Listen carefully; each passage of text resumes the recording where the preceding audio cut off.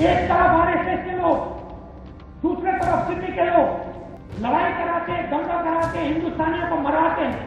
RSS एक सांस्कृतिक संगठन है जो इस देश की मिट्टी से प्यार करने वालों का समूह है। उसके बारे में इस तरह के शब्द बोलना और उससे सिमी से तुलना करना ये दुर्भाग्यपूर्ण है। भारतीय जनता पार्टी इसकी कठोर निंदा करती है। जब से मैं पैदा हुआ तब से मेरी दादी पे, मेरे पिता पे, यहाँ जो मेरी माता बैठी है, इन पे आरएसएस के लोग और बीजेपी के लोग गंद दिखे। इतना बड़ा था, तब से मैं यह बात सुन रहा हूँ। और मैं यहाँ एक बात कहना चाहता हूँ, मोदी जी हिंदुस्तान के प्रधानमंत्री, अलग अलग आरोप मेरे ऊपर उठाए जाते हैं। इतना सा सच नहीं। मोदी जी आपकी सरकार है, आपके पास एजेंसियां, आप ले एजेंसियों को मेरे ऊपर इन्वेस्टिगेशन करो और 6 महीने के अंदर अगर आपको कुछ मिले मुझे बंद कर। मगर ये जो आप कचरा, ये जो आप कचरा, सुनो, ये जो आप कचरा अपने शब्दों से मेरे ऊपर फेंकवाते हो, मेरे परिवार के ऊपर आप सालों से फेंकते हो। अब आप ऑपोजिशन में नहीं हो, अब आप सरकार में हो। 56 इंच की छाती निकालो, एजेंसियां बनाओ मेरे पीछे और मुझे बंद करो।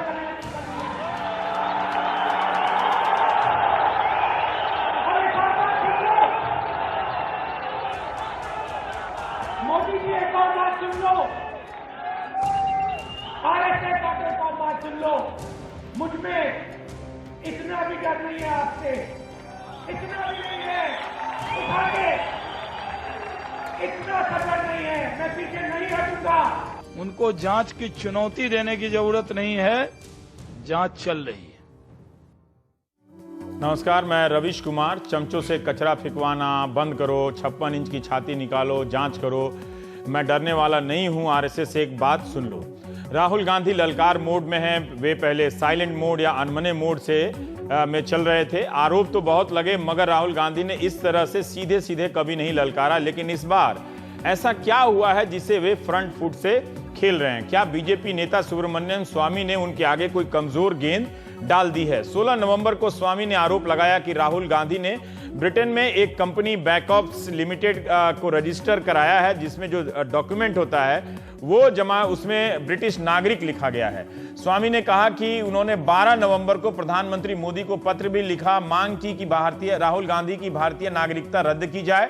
स्वामी ने यह भी कहा कि वे लोकसभा स्पीकर से भी मांग करने वाले हैं कि इसकी जांच कराने के लिए कमेटी बनाइए और सही पाए जाने पर इनकी सदस्यता रद्द कर दीजिए। राहुल के इस कंपनी में 65% शेयर बताए जाते हैं। स्वामी ने कहा कि राहुल ने ब्रिटेन का पता दिया है।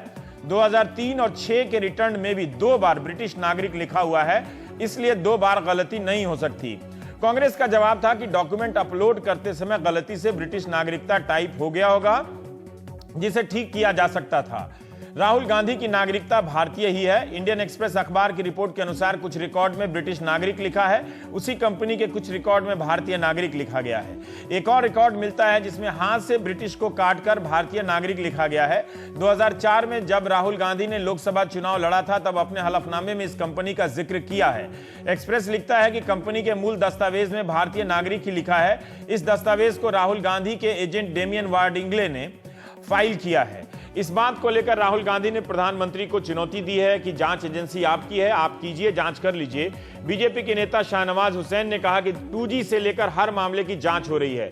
लेकिन विदेश मंत्रालय के प्रवक्ता विकास स्वरूप ने आज ही कहा है कि विदेश मंत्रालय के पास जांच से संबंधित कोई निर्देश नहीं आया है। सुब्रमण्यम स्वामी ने आज अहमदाबाद में यहां तक कह दिया कि हो सकता है कि राहुल के पास तुर्की की नागरिकता भी हो, मैं उनकी तुर्की और दूसरे देशों की नागरिकता के बारे में जांच करूंगा।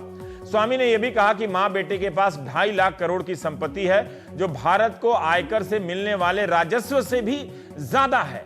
विदेशों में जमा 15 लाख करोड़ का तो पता नहीं, लेकिन अगर सोनिया राहुल के पास के 2.5 लाख करोड़ हैं तो इसे तुरंत लाकर सबसे पहले स्वामी जी के खाते में डालना चाहिए 15 लाख, और उसके बाद जनधन खाता धारकों को देना शुरू कर देना चाहिए। तुर्की की नागरिकता से लेकर 2.5 लाख करोड़ तक के आरोप, पर उन्हीं के एक आरोप पर नेशनल हेराल्ड मामले में ईडी ने सोनिया गांधी और राहुल गांधी के खिलाफ प्राथमिकी दर्ज भी किया है। क्या बीजेपी राहुल गांधी की इस चुनौती को स्वीकार करेगी या फिर संसद का सत्र इस मुद्दे की भेंट चढ़ जाएगा? अहमदाबाद में स्वामी ने वित्त मंत्री अरुण जेटली पर भी आरोप लगा दिए। कहा कि मैंने केंद्र सरकार को बाहर से काला धन लाने के 6 कदम बताए थे, लेकिन जिस तरह का रास्ता वित्त मंत्री अपना रहे हैं उससे काला धन कभी वापस नहीं आने वाला। स्वामी राहुल पर ही नहीं, आज जेटली पर भी उन्हें भी लपेट रहे हैं। क्या स्वामी को पता नहीं कि काला धन का पता लगाने के लिए एसआईटी बनी है जो सुप्रीम कोर्ट की निगरानी में काम कर रही है? 15 अगस्त को प्रधानमंत्री ने कहा था कि अघोषित काला धन की राशि 6,500 करोड़ उन्होंने बताई थी। बिहार चुनाव में नीतीश कुमार ने काला धन को लेकर प्रधानमंत्री पर खूब निशाना साधा, लेकिन तब भी प्रधानमंत्री ने 2.5 लाख करोड़ वाली बात नहीं की। क्या स्वामी के पास अपनी कोई जांच एजेंसी है जो सुप्रीम कोर्ट की एसआईटी और सरकार के वित्त मंत्री और प्रधानमंत्री से भी ज्यादा जानकारी रखती है? उनके इन आरोपों को बचाव करते हुए बीजेपी क्या यह देख पा रही है कि स्वामी की तलवार की एक धार उन्हें भी काट सकती है? राहुल गांधी ने आरएसएस को भी निशाना बनाया है। वे लगातार अपने भाषणों में आरएसएस को निशाना बना रहे हैं। आज भी कहा कि एक तरफ आरएसएस के लोग, दूसरी तरफ सिमी के लोग लड़ाई करवाते हैं, हिंदुस्तानियों को डराते हैं और बीच में कांग्रेस पार्टी जोड़ने का काम करती है। क्या राहुल आरएसएस से वैचारिक और संगठन के स्तर पर लड़ने की तैयारी में है या सिर्फ उनका ये वक्ती बयान है? हम प्राइम टाइम में बात करेंगे। हमारे साथ राकेश सिन्हा जी हैं स्टूडियो में, प्रोफेसर अपूर्वानंद हैं दिल्ली यूनिवर्सिटी से, और सुधांशु त्रिवेदी हैं प्रवक्ता बीजेपी के, और संजय निरुपम साहब हैं प्रवक्ता कांग्रेस के।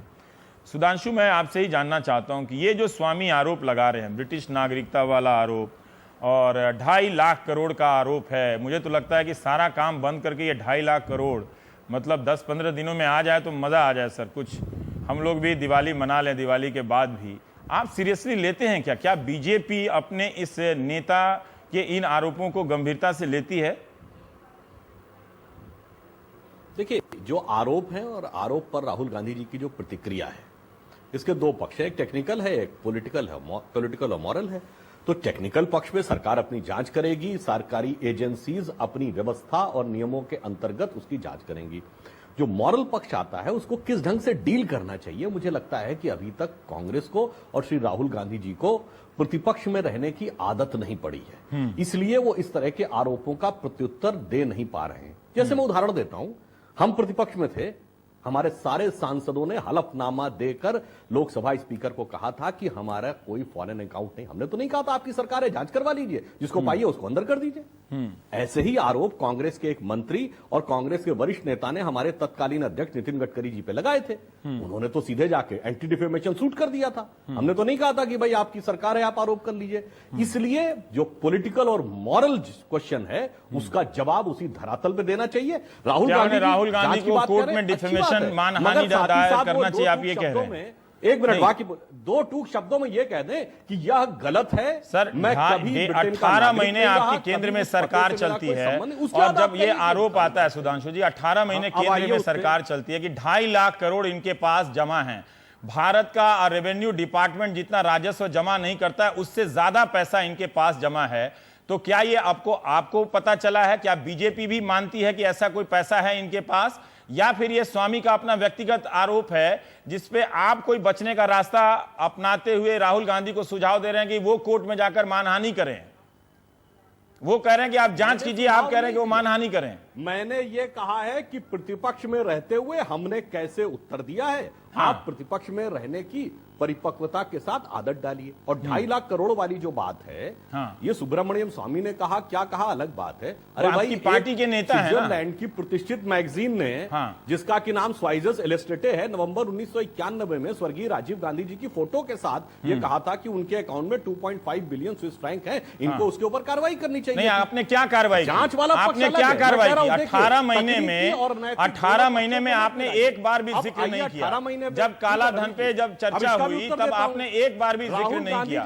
आपने क्या कार्रवाई की? 2.5 लाख करोड़ रुपया आपने यूं ही छोड़ दिया। क्यों छोड़ दिया आपने कांग्रेस के पास? 2.5 लाख करोड़ रुपए का खजाना आपने क्यों छोड़ दिया? आप बताइए तो। क्या एसआईटी ने भी ऐसी बात कही है? क्या एसआईटी के संज्ञान में आपने कोई बात लाई है कि इन लोगों के पास, इन 2 लोगों के पास 2.5 लाख करोड़ रुपए हैं? देखिए, काले धन का विषय और किसी व्यक्ति पर व्यक्तिगत आक्षेप 2 अलग चीजें हैं। व्यक्तिगत आक्षेप का जवाब आप व्यक्तिगत स्तर पे दीजिए, काले धन का विषय अपनी जगह चल रहा होगा। दूसरी बात रवीश जी, ये 18 महीने की बात कही, राहुल गांधी जी कह रहे हैं 6 महीने में निर्णय लीजिए, नहीं तो मुझे जेल में डाल दीजिए। जांच करके बता दीजिए। नरेंद्र मोदी जी के ऊपर टारगेट करके हाँ। 12 साल तक आपने आरोप लगाया। यदि आपकी समय सीमा 6 महीने है तो 12 साल के बाद आप कुछ सिद्ध नहीं कर पाए, उसके बाद आरोप लगाना बंद करिए और माफी मांगिए मोदी जी से। अगर आपकी इस मामले में समय सीमा 6 महीना है या 18 महीने है तो 12 साल के लिए माफी वो आप मांग जो लीजिए। कर लीजिए, लेकिन अगर 2.5 लाख करोड़ है तो प्लीज आप इन दोनों से निकालिए और कुछ दे दीजिए। बाकी का अगर आप नहीं देना चाहते तो मेरा 15 लाख दे दीजिए जनधन वाला। आप भाई ये कह रहे हैं, मैं तो कह रहा हूं कि है तो निकालिए, तो कह देना निकाल के लाना चाहिए। अगर मैं 2.5 लाख शब्दों में कह रहा हूं मेरे पास नहीं है। जैसे मैंने जवाब दिया, हमारे अध्यक्ष गडकरी जी ने मानहानि कर दिया। आप अगर जेल में नहीं बंद करना चाहते हैं तो आपकी अपनी राजनीतिक मजबूरी होगी, लेकिन पैसा तो ला दीजिए। हस्तक्षेप मत करिए। सारे सांसदों ने लिख के दिया, आप लिखित तो छोड़िए। संजय सुधांशु ने भी एक तरह से जवाब दिया है कि जैसे नरेंद्र मोदी पे 12 साल से आप लोग आरोप लगाते रहे, कुछ भी साबित नहीं कर पाए, तो वह ठीक है। ये एक तरह से इशारे में कह रहे हैं कि आप पे भी आरोप लग रहा है, अब आप झेलिए। आप क्यों उम्मीद करते हैं कि जो आरोप हम पे लगाया जा रहा है आपके, वो जांच करके हम आपको बताएंगे, सर्टिफिकेट देंगे कि हाँ जी हमने ये आरोप लगाया था, अब आप क्लीन हो गए, इसमें से क्लियर हो गए। लेकिन नरेंद्र मोदी पे जो आरोप लगे थे वो आरोप और राहुल गांधी के ऊपर जो बेबुनियाद आरोप लगाए गए हैं, दोनों की तुलना करना बहुत बड़ी बेवकूफी और मूर्खता है। एक दूसरी बात यह महत्वपूर्ण है कि बिहार में अभी भी भारतीय जनता पार्टी की बड़ी शर्मनाक पराजय हुई है। देखिए आप वही कर रहे हैं जो 2014 के बाद बीजेपी के लोग करते थे कि हर लाइन की शुरुआत आपके हारने से शुरू करते थे। तो प्लीज अब आप वो मना करें, मुझे इसका जवाब मुझे पूरा कर लेने दीजिए। हाँ ठीक है, मुझे पूरा कर लेने दीजिए। बिहार में इनकी शर्मनाक पराजय हुई है, एक। दूसरी बात, भारतीय जनता पार्टी के अंदर विद्रोह के स्वर बहुत बुलंद हुए हैं। आज नरेंद्र मोदी पिछले 18 महीने में कुछ परफॉर्म नहीं कर पाए हैं, हर मोर्चे पे सरकार फेल हो गई है। अब सरकार और बीजेपी अपनी जान बचाने के लिए और लोगों का ध्यान अपनी असफलताओं से बटाने के लिए या दूसरी तरफ लेके जाने के लिए इस प्रकार के अनर्गल आरोप लगा रही है। एक बात यह है। दूसरी बात, आज राहुल गांधी जी ने जो बात कही उस बात को समझना पड़ेगा। आप जैसे विपक्ष में रहते हुए बात बात पे कोर्ट पे जाते थे, वैसे ही हम भी कोर्ट में जाए तो हम सही विपक्ष हैं और तो हमारे पास एक मोरल राइट बनता है। ये सब फालतू के तर्क बंद करिए। मुद्दा यह है कि अगर राहुल गांधी की नागरिकता में कोई दोष है तो आपके पास सरकार है, एजेंसी है, आप जांच करके दिखाइए अगर दम है तो। तीसरी बड़ी बात यह है कि जो आज सुब्रमण्यम स्वामी ने कहा है कि 2.5 लाख करोड़ रुपए का इनके पास बैंकों में कहीं जमा है। आपने बड़ा अच्छा सवाल किया कि 18 महीने में आपने क्या किया। आपके एसआईटी में भी इस प्रकार का कोई स्टेटमेंट है क्या? और अगर है तो लेके आइए, कौन मना कर रहा है?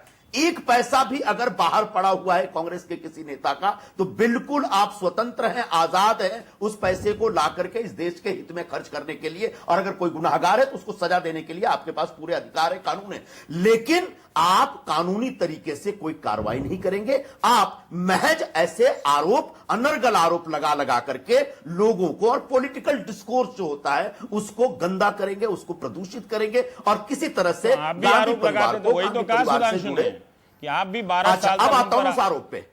अच्छा बिल्कुल आता हूं, उस आरोप पे आता हूं मैं। अब जो नरेंद्र मोदी पर जो आरोप लगाया गया था वो महज आरोप नहीं था, एक बहुत बड़ा हादसा था जिसमें 3000 लोग मारे गए थे। और जब 3000 लोगों का कत्लेआम हो रहा था तब कुर्सी पे नरेंद्र मोदी बैठे थे बतौर मुख्यमंत्री। तब स्वयं वाजपेयी जी तब एक मिनट, तब सुधांशु, मैंने आपकी बात तो मैंने बीच में नहीं बोला, कृपया मत बोलिए, आप बीच में मत बोलिए काइंडली।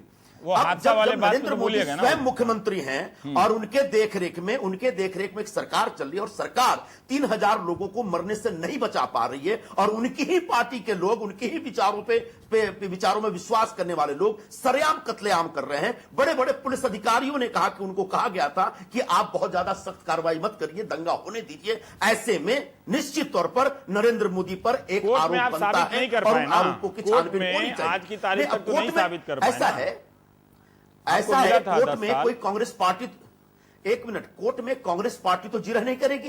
ये एक अदालती कार्रवाई है और लीगल बैटल था। उस लीगल बैटल में अगर नरेंद्र मोदी जीत गए और उनको क्लीन चिट मिल गया तो भारतीय जनता पार्टी को मुबारक हो, लेकिन नैतिक रूप से वो हारे हैं, क्योंकि जब वो मुख्यमंत्री थे तो उस दंगे फसाद को वो रोक नहीं पाए थे और लोग मारे गए थे।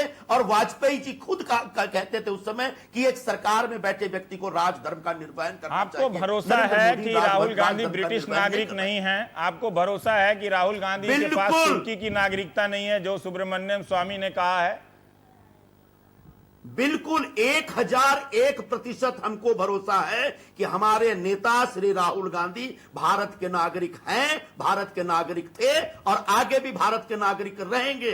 और अगर सुब्रमण्यम स्वामी के पास जो भी फर्जी डॉक्यूमेंट है, फर्जी दस्तावेज है, उन दस्तावेजों के आधार पर इस प्रकार से आरोप लगाएंगे तो निश्चित तौर पर उनके खिलाफ भी कार्रवाई होगी। और अगर मोदी सरकार में थोड़ी सी भी शर्म है तो सुब्रमण्यम स्वामी के खिलाफ सख्ती से कार्रवाई करे और उन्हें बताए उन्होंने एक नेता के खिलाफ गलत आरोप लगा के एक सनसनीखेज वातावरण बनाने की कोशिश की है और हमारे नेता को बदनाम करने का धृष्टता। सुधांशु जी, सुब्रमण्यम स्वामी तो आपके वित्त मंत्री पे भी आरोप लगाते हैं। उन्होंने कहा कि जिस तरह से जो मैंने रास्ता बताया है और उस रास्ते पे वित्त मंत्री नहीं चल रहे हैं और नहीं चलेंगे तो कभी काला धन वापस नहीं आएगा। वो तो आपके वित्त मंत्री पे भी आरोप लगा रहे हैं। वहां से फीड नहीं आ रहा। देखिए, सुब्रमण्यम स्वामी जी अपनी एक विशिष्ट शैली में काम करते हैं। ये कहना कि वो गांधी परिवार को नहीं, वो विशिष्ट शैली में वो स्वायत्त संस्था है या बीजेपी के सदस्य हैं? 2G के मामले पे नहीं सुधांशु जी, देखिए इतना बड़ा आरोप अगर लगा रहे हैं, मंत्री पे आरोप लगा रहे हैं। सुब्रमण्यम स्वामी ने अनेक आरोप लगाए हैं और एक आरोप में तो इनके ईडी ने इनको नोटिस भी दिया है। वो विषय तो अलग है, मगर अभी आपने देखिए संजय निरुपम जी की तकरीर सुनी। अपने मामले में तो कहने लगे वो लीगल मामला था, उस पे लीगल प्रोसीडिंग हो रही थी, कोई कांग्रेस पार्टी तो जिरह नहीं कर रही थी। जब हम कह रहे हैं सरकार का काम लीगली चलेगा तो आप जवाब किससे मांग रहे हैं? भाजपा के प्रवक्ता से। और जब आप पे बात आ रही तो आप क्या कह रहे हैं? वो तो लीगल मामला था, सरकार कर रही थी। मैं कह रहा हूं दोनों बातें, लीगल मामले का उत्तर सरकार देती है। मैंने ये बताया कि क्या आप सुब्रमण्यम स्वामी के इस बात से सहमत हैं? सुधांशु जी, प्रवक्ता है, पॉलिटिकल और मॉरल क्वेश्चन का उत्तर दीजिए। सुधांशु जी, देखिए ये जो आप अंतर कर रहे हैं ना कि टेक्निकल कौन सा है, मोरल कौन सा है, पॉलिटिकल कौन सा है, वो बहुत ज्यादा ठहरता मैंने नहीं किया रवि जी। नहीं, आप कर रहे हैं। संजय निरुपम जी ने बोला, आप कर रहे हैं, ये बहुत ठहरता नहीं है कि एक टेक्निकल हो जाएगा, जो टेक्निकल होगा वो पॉलिटिकल नहीं होगा, जो पॉलिटिकल होगा मोरल नहीं होगा, जो टेक्निकल होगा वो मोरल नहीं होगा। जवाब दीजिए, ये क्या कर रहे हैं? मैं ये कह रहा हूं कि जो आपके वित्त मंत्री पर भी वो आरोप लगा देते हैं, चलिए विरोधी पे आरोप लगाते हैं तो वो बात समझ में आती है, तो वो क्या है? उनको कोई सैंक्शन है अलग? आप तो अपने वित्त मंत्री पर आरोप नहीं लगा सकते हैं, ना लगा रहे हैं, वो कैसे लगा दें? तो जनता जो है वो किसकी बात को गंभीरता से सुने? जी रवि जी, देखिए यहाँ एक बड़ा विचित्र तर्क आ रहा है। आरोप लगा है श्री राहुल गांधी पर और उनकी नागरिकता पर। संजय निरुपम जी ने कहा भारत कौन साबित करेगा? सही बात है, ये तो आप साबित करेंगे ना। नागरिकता अगर तुर्की की है, ब्रिटेन की है, और उस तो आपकी सरकार साबित करेगी ना। एड्रेस लिखा है, उस एड्रेस से मेरा कोई मतलब नहीं रहा। देखिए जवाब यानी पर्सन इन क्वेश्चन है राहुल गांधी। सुधांशु जी, देखिए एक आरोप लगा, या तो कहिए कि आप उससे सहमत नहीं हैं, जवाब दीजिए ना, या तो आप कहिए कि अभी देखिए शाहनवाज जी ने कहा कि जांच हो रही है, लेकिन विकास स्वरूप ने कहा कि ऐसे कोई निर्देश नहीं मिले, आरोपी का ऐसे कोई निर्देश नहीं मिले। किसी भी कानून की प्रक्रिया में रवि जी उत्तर देना, आरोप लगने वाले को सफाई देनी है। बोलिए हाँ कि नहीं? आप कह रहे हैं कि जिन पे आरोप लगा है वो सफाई दें। आप ये कह के नहीं, वो तो कुछ भी कहेंगे आप नहीं मानेंगे। सुधांशु जी, वो तो अगर कह दें कि मेरे पास ये दोनों नहीं है, तुर्की और ब्रिटिश की, तो आप मान लेंगे क्या? आप मान लेंगे? अगर आप उनके छोड़ रहे हैं तो आप मान लेंगे? नहीं, आप ये कहिए कि हम ये कहते हैं कि ऐसा कुछ नहीं, अब आपको जो जांच करनी हो करिए। जैसे तो हमारे समय में हम विपक्ष में थे, हमारे सारे सांसदों ने लिख के दिया कि हमारा कोई खाता नहीं है। क्या वो यही नहीं कह रहे हैं? वो तो कह रहे हैं कि भाई 56 इंच का सीना है, जांच एजेंसी है, 6 महीने में जांच कर लीजिए। वो तो कह रहे हैं कि मैं भारतीय नागरिक हूं, मैं ब्रिटिश नागरिक नहीं हूं। अरे भाई, मैं तो कह रहा हूं जांच होगी, सारी बात होगी। आप बोलने का साहस क्यों नहीं कर पा रहे? जांच की सच्चाई बताइए ना, जांच की सच्चाई। ब्रिटिश नागरिक नहीं रहे हैं। रवीश, दो शब्दों में कहिए। मैं तो गडकरी जी का उदाहरण दिया, मानहानि का दावा करिए, एक मिनट जवाब नहीं दे रहे। सुधांशु साफ साफ दो शब्दों में हाँ ठीक है, वो गडकरी वाला भी उदाहरण सही है। जांच की सच्चाई बताना चाहूंगा। एक मिनट आरोप, गडकरी जी की जांच की सच्चाई बताना चाहूंगा। गडकरी जी ने कहा मैंने एक पैसा उसमें नहीं लिया, बोला राजनीतिक जी, बयान एक दिया मिनट। और कोर्ट में भी गए। या कोर्ट में जाना छोड़िए, अच्छा सुधांशु जी, अब उनको बोलने दीजिए। त्रिवेदी जी एक मिनट, त्रिवेदी जी एक मिनट, मैं जांच की सच्चाई बताता हूं। रवीश, आपने अपने ओपनिंग रिमार्क्स में कहा कि ये विदेश मंत्रालय के पास ऐसी कोई जानकारी नहीं है, और अभी अभी खबर आई है कि लोकसभा के सेक्रेटेरिएट ने सुब्रमण्यम स्वामी की चिट्ठी रिजेक्ट कर दी है कि ये विषय हम इंटरटेन ही नहीं कर सकते। कुल मिला के सच यह है कि ये अफवाहों का बाजार गर्म रखना चाहते हैं कांग्रेस के खिलाफ, कांग्रेस के गांधी परिवार के खिलाफ, और इन अफवाहों के आधार पर ये सरकार में आए हैं। अब अफवाहें उड़ा उड़ा करके फर्जी आरोप लगा लगा के सरकार चलाना चाहते हैं, जो कि बहुत ही दोषपूर्ण अप्रोच है। आप सरकार में आए हैं बड़े बड़े वादे करके, और उन वादों को अगर नहीं निभा पा रहे हैं तो आप स्वीकार करिए कि आप फेल हो गए। अगर सुब्रमण्यम स्वामी के आरोप से आप एग्री नहीं करते तो आप स्वीकार करिए। ठीक है, अब मैं दूसरे विषय पर जाना चाहता हूं। अभी संजय ने कहा कि बार बार परिवार पे आरोप लगता है। दो तीन बातें उन्होंने आरएसएस पे कही है कि आरएसएस के लोग उनकी माँ पे, पिता पे और उन पे गंध फेंकते हैं। आपने सुना ये वाला हिस्सा, तो हमने दिखाया भी था। इससे पहले वो एफटीआई में जब प्रदर्शन करने जा रहे हैं तो वो कह रहे हैं कि आरएसएस के जो लोग हैं वो शिक्षा संस्थानों में मीडियोकर लोगों को प्रमोट कर रहे हैं, और इसका अगर आप विरोध कीजिए तो आपको एंटी नेशनल बुलाएंगे, एंटी हिंदू बुलाएंगे, और किसी बुली का ऐसा स्वभाव होता है। बुली मतलब छेड़ने वाला, उकसाने वाला या धमकाने वाला। और इन्होंने एक जो कहा है कि एक तरफ आरएसएस के लोग डराते हैं, दूसरी तरफ सिमी के लोग डराते हैं, और कांग्रेस पार्टी जोड़ने का काम करती है। देखिए, मैं राहुल गांधी का बयान गंभीरता से नहीं, सुब्रमण्यम स्वामी का लेते हैं ना? नहीं, अब मैं अभी राहुल गांधी पर जवाब दे रहा हूँ कि 3 साल पहले उन्होंने 2 बातें कही। 3 साल या 2 साल हो गए जब मुजफ्फरनगर का दंगा हुआ था, तो उन्होंने कहा कि आरएसएस और सिमी एक जैसी संस्था है। तब कांग्रेस के ही लोग उनसे कन्नी काटने लगे। दूसरा, उन्होंने कहा कि मुजफ्फरनगर के दंगों के कैंप से आईएसआई भर्ती कर रही है मुस्लिम युवाओं को। कोई कांग्रेस के लोगों ने कन्नी नहीं कटाई। मैं अपनी आपको चाहिए, मैं एक सेकंड संजय, अब देखिए वो आप बोल रहे थे तो ये नहीं बोल रहे। 2 मिनट रुक जाइए। अरे सर 2 मिनट रुक जाइए, मैं आ रहा हूं आपके पास। संस्तुति कर रहा हूं, 2 मिनट रुक जाइए। कर रहा हूं। नहीं, 2 मिनट रुकिए। हाँ, तो मैं ये कह रहा हूँ कि देखिए, भारत में रवीश जी एक सहकारिता की राजनीति थी। हाँ, सहकारिता की राजनीति यह थी कि लोग विरोध करते थे लेकिन साथ साथ रहते थे, तो विरोध में समालोचना होती थी। अब समालोचना का पक्ष गायब हो गया है, आर पार का पक्ष हो गया है कि तुम देशद्रोही हो, आपने रखा बहुत। तुम देशद्रोही हो। वही राहुल गांधी कहते हैं कि आप लोग बोलते हैं anti Hindu, anti national. Simi पर प्रतिबंध यूपीए सरकार ने लगाया, और राष्ट्रीय स्वयंसेवक संघ, पंडित जवाहरलाल नेहरू का विरोध था, शास्त्री जी का भी विरोध था, कांग्रेस के जितने प्रधानमंत्री थे विरोध थे। उन्हीं लोगों ने श्री गोलवलकर को राष्ट्रीय एकता परिषद का सदस्य बनाया। चीन का जब आक्रमण हुआ तो संघ से विचार विमर्श किया, रिपब्लिक डे के परेड में बुलाया, और सबसे बड़ी बात है जब देश में एक फूड कैंपेन हुआ आजादी के बाद और संघ पर तुरंत प्रतिबंध लगा था। अब प्रतिबंध हटा, तब से आपसे लेकर आरएसएस के कैरेक्टर में बदलाव हो गया होगा। जैसे हटा, जो आज की कांग्रेस है वो आजादी की लड़ाई वाली कांग्रेस तो है नहीं है। लेकिन जैसे ही प्रतिबंध हटा कि फूड सेक्रेटरी ने लिखा नेहरू को कि आरएसएस का सहयोग के बिना ये फूड कैंपेन नहीं हो सकता है, नेहरू ने कहा take their help but be careful. Nehru ने देखिए जो राइडर उन्होंने लगाया, मैं कह रहा हूँ, मैंने क्या कहा। एक सेकंड संजय, इनकी बात 2 ही मिनट बोलेंगे, आप बोलने दी। मैं जो कह रहा हूँ कोऑपरेटिव आइडियोलॉजी कर रहे हैं। अरे 1 मिनट, आपको काउंटर करने का टाइम देंगे सर। संघ की पुरानी जो छिपी हुई बातें हैं उसको एक बढ़ा चढ़ा कर रखना। अरे आप काउंटर कर लीजिएगा प्लीज। आरएसएस का जो विचार है, आरएसएस का जो विचार है वो इस देश को तोड़ने वाला विचार है। ये मुद्दा हम रख रहे हैं। नहीं, एक सेकंड संजय प्लीज, आप अपनी बात पूरी कीजिए। Sanjay please 1 second. देखिए संजय जी को 5 जन छोड़े हुए 2 दशक से ज्यादा नहीं हुआ है, तो संघ को वो भी नजदीक से देखा, और 5 जन में संघ के मुखपत्र में काम किया। तो बोल रहा हूं, उसके बाद शिवसेना में काम किया है।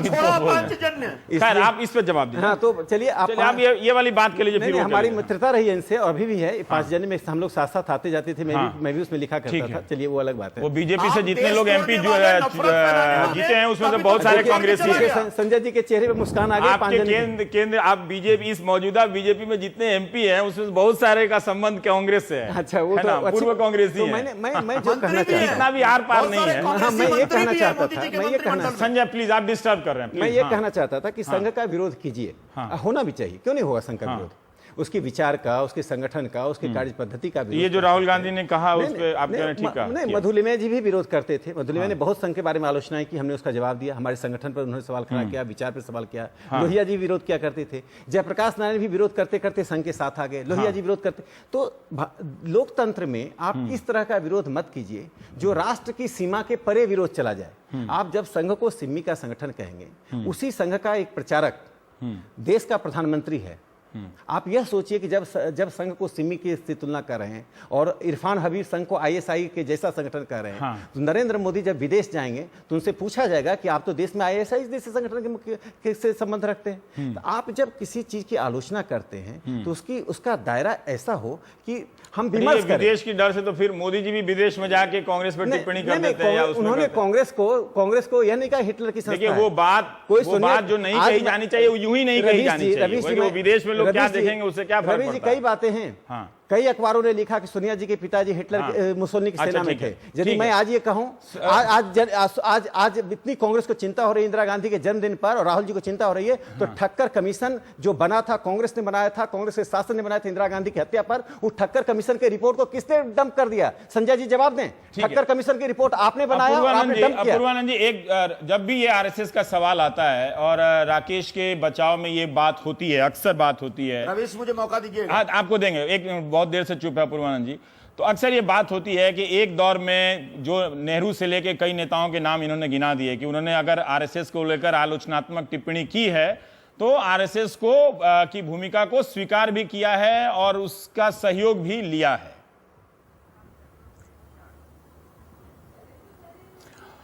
देखिए, जवाहरलाल नेहरू इस मामले में बहुत स्पष्ट थे कि अगर देश को सबसे बड़ा खतरा किसी से है तो वो राष्ट्रीय स्वयंसेवक संघ और बहुसंख्यकवादी संप्रदायवाद से है।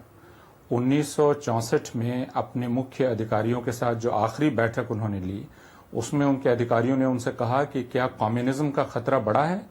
तो उन्होंने कहा कम्युनिज्म खतरा नहीं है, खतरा बहुसंख्यकवादी हिंदू संप्रदायवाद है। और इस मामले में उन्हें कोई संदेह नहीं था। आर.के. करंजिया के साथ उनके इंटरव्यूज की श्रृंखला आप पढ़ लें। 1962 के चुनाव के पहले राष्ट्रीय स्वयंसेवक संघ की जो राजनीतिक शाखा उस वक्त थी, जनसंघ, अब भारतीय जनता पार्टी है, उसने नेहरू के खिलाफ जो दुष्प्रचार किया, जिसमें उन्हें बतलाया कि वो गायों को बूचड़ खाना हाँक रहे हैं और वे दरअसल बीफ खाने रोज होटल अशोका जाते हैं, इसके पोस्टर लगाए गए पूरी दिल्ली में। तो नेहरू को इसे लेकर कोई दुविधा नहीं थी और कोई अस्पष्टता नहीं थी कि राष्ट्रीय स्वयंसेवक संघ एक फैसिस्ट मनोवृत्ति का संगठन है। लेकिन उसके साथ ही नेहरू एक लोकतांत्रिक मिजाज के व्यक्ति थे, इसलिए करंजिया के इस सुझाव को उन्होंने ठुकरा दिया कि संघ पर प्रतिबंध लगाना चाहिए। उन्होंने यह कहा, प्रतिबंध में मैं विश्वास नहीं करता, जो चीज सभ्यता के विरुद्ध है, की ही नहीं जानी चाहिए, उस पर मैं प्रतिबंध कैसे लगाऊं। तो इसलिए संघ के बारे में एक चीज बहुत स्पष्ट होनी चाहिए कि संघ एक संगठन भी है, एक पर्यावरण भी है। संघ जितना औपचारिक रूप से काम करता है उतना अनौपचारिक रूप से काम करता है। संघ के लोग ही यह कह सकते हैं कि ऑर्गेनाइजर हमारा उस प्रकार का मुखपत्र नहीं है, पांजन्य उस प्रकार का मुखपत्र नहीं है जैसे पीपुल्स डेमोक्रेसी है। यानी वे किसी भी चीज की जिम्मेवारी कभी भी लेते नहीं हैं अपने किसी भी कृत्य की, और उनके हजार मुंह हैं, इसलिए हजार मुंह में कभी कोई कुछ बोलता है, कभी कोई कुछ बोलता है। आप अगर उनसे पूर्वानंद जी, मैं एक छोटी सी बात कहना चाहता हूं जो आपने कहा। सुन लीजिए, पूर्वानंद जी कुछ कह रहे हैं। हाँ, देखिए, मैं ये कह रहा हूं कि मैं सुन रहा हूं। नेहरू उसको फांसीवादी मानते थे। मैं कहां कह रहा हूं नेहरू फांसीवादी नहीं मानते थे। राधा कृष्णन रेवा में संघ की रैली में गए तो उन्होंने राधा कृष्णन को डांट लगा दिया, जो बाद में राष्ट्रपति बने। कुंदन मालवीय संघ की रैली में गए तो कहा इरेस्पॉन्सिबल व्यक्ति, उन्होंने विरोध किया। मैं क्या कह रहा हूं कि वैचारिक स्तर पर आप संघ को फांसीवादी कह के संघ की विचारधारा पर बहस कीजिए। फांसीवादी कहते रहने से 1940 से लगातार आप फांसीवादी सांप्रदायिक कह रहे हैं, क्या परिणाम निकल रहा है? आप संघ पर विमर्श कर रहे हैं कि संघ की विचारधारा पर विमर्श कर रहे हैं? अपूर्वानंद जी, आपके साथ समस्या क्या है? आप जैसे लोगों के साथ आप लोग संघ की विचारधारा के उन पहलुओं को सामने रखकर विमर्श नहीं करते, उस चुनौती को स्वीकार नहीं करते। संघ जो पंथ निरपेक्षता की जो अवधारणा बताता है उस पर आप बहस कीजिए और खारिज कर दीजिए।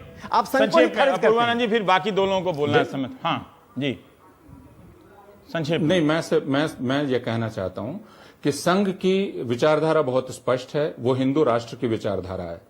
चूंकि उसे खुलेआम काम करना है, इसलिए वो खुलेआम इस बात को कह नहीं सकता, तो वो पंथ, धर्मनिरपेक्षता आदि आदि के आड़ में ये सारी बातें करता रहता है।